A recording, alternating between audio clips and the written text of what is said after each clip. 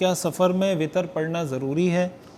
دیکھیں، سفر میں فرض نماز قصر ہو جاتی ہے، یعنی 4 رکعت والی نماز 2 رکعت ہو جاتی ہے۔ سنتیں اگر آپ سفر میں ہیں اور نہیں پڑھ پا رہے تو سنتیں معاف ہو جاتی ہیں، لیکن وطر واجب ہے، اس لیے سفر میں آپ کو وطر بہرحال پڑھنی ہوگی۔ ایک صاحب نے سوال کیا ہے، مفتی صاحب میں 5 وقت کا نمازی ہوں اور اللہ کے فضل سے عمرہ بھی کیا ہوا ہے، گرل فرینڈ سے چیٹنگ کرتا ہوں، کس طرح اس سے بچوں؟ برائے مہربانی رہنمائی فرما دیں۔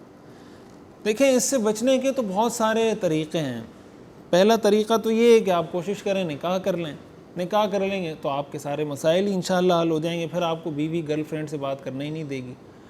اور دوسرا طریقہ یہ ہو سکتا ہے کہ آپ جو آپ کی دیکھیں نامحرم سے بات کرنا شرعی نقطہ نظر سے، پھر اس طرح بات کرنا اس کو فرینڈ بنا کر، یہ بالکل حرام اور ناجائز ہے، شریعت میں اس کی قطعاً کوئی گنجائش نہیں ہے۔ تو کوئی بھی کام جب آپ کرتے ہیں نا تو آپ کو کچھ تھوڑی ہمت دکھانی پڑتی ہے، کچھ آپ کو قدم لینا پڑتا ہے، کوئی سٹیپ لینا پڑتا ہے۔ تو ایک تو یہ کریں کہ اس طرح کی چیٹنگ کے بارے میں فیصلہ کر لیں کہ میں نے بات نہیں کرنی، ٹھیک ہے؟ کرنی بھی ہے، آپ نکاح کی طرف جائیں، والدین کو بھیجیں، ان کے والدین کو بلائیں، جو ایک خاندانی لوگوں کا ایک طریقہ ہوتا ہے، معاشرے میں رہنے والے لوگوں کا، باعزت لوگوں کا۔ تو آپ ان کو کہہ دیں کہ بھائی شرعی نقطہ نظر سے یہ جائز نہیں ہے اور اس کے نقصانات بھی ہوتے ہیں۔ آپ بتائیں کہ آپ کی وہ چیٹ اگر کہیں اوپن ہو جاتی ہے، کسی کو پتہ چل جاتا ہے، یا جو لڑکی آپ کے ساتھ جو آپ کی گرل فرینڈ ہے اس کی وہ ساری چیٹنگ اوپن ہو جاتی ہے، وہ کہیں شیئر ہو جاتی ہے، نشر ہو جاتی ہے، تو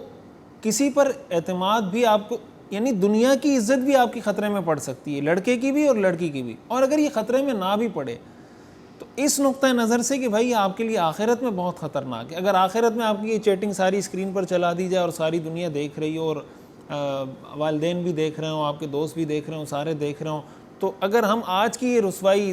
10 لوگوں کے سامنے برداشت نہیں کر سکتے، قیامت کے دن ساری دنیا کے سامنے کی رسوائی ہم کیسے برداشت کریں گے؟ تو آپ ان کا نمبر ڈیلیٹ کر دیں، ان کے پاس، آپ کے پاس اگر ان کی آئی ڈی ہے یا ان کے پاس آپ کی آئی ڈی، جو بھی چیزیں آپ اس کو بلاک کر دیں، ان کا نمبر اڑا دیں، رابطہ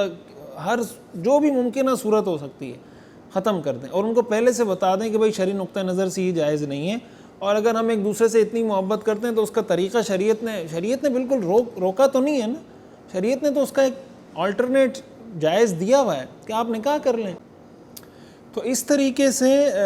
اسی کے ساتھ ساتھ ایک یہ بھی ہے کہ آپ کوشش کریں نیک لوگوں کے ساتھ بیٹھیں، علماء کے ساتھ بیٹھیں، علماء کے بیانات سنیں، اس سے متعلق خصوصاً جو بیانات ہیں وہ سنیں کہ نامحرم کے ساتھ تعلق رکھنا اس کی شرعی نقطہ نظر سے کیا حیثیت ہے۔ مختلف علماء کرام کے بیانات آپ کو مل جائیں گے، آپ اس کو ذرا سنیں، آپ کو پتہ چلے گا قرآن حدیث میں اس کے بارے میں کیا کہا گیا ہے۔ اور پھر جو فزیکلی بھی اس طرح کے لوگوں کے ساتھ بیٹھیں گے جن کے ساتھ بیٹھنے سے آپ اس بیماری سے، اس گناہ سے اپنے آپ کو بچا سکیں، تو آپ جب کوشش کریں گے نا اور اس طرف آنے کے لیے ایک ہمت کریں گے تو اللہ تعالیٰ آپ کو بہت سے راستے سجھائے گا کہ بھئی آپ یہ بھی کر سکتے ہیں، یہ بھی کر سکتے ہیں۔ اور کوشش کریں بالکل اسی طریقے سے آپ اپنی گرل فرینڈ کو بھی سمجھائیں کہ بھئی ہم مسلمان ہیں، ہم نے کلمہ پڑھا ہے، یہ اسلام کا حکم ہے، یہ جو ہم حرکت کر رہے ہیں اس کا ہمیں دنیا میں بھی نقصان ہوگا، آخرت میں بھی نقصان ہوگا، لہٰذا ہمیں اپنے آپ کو اس سے بچانا چاہیے۔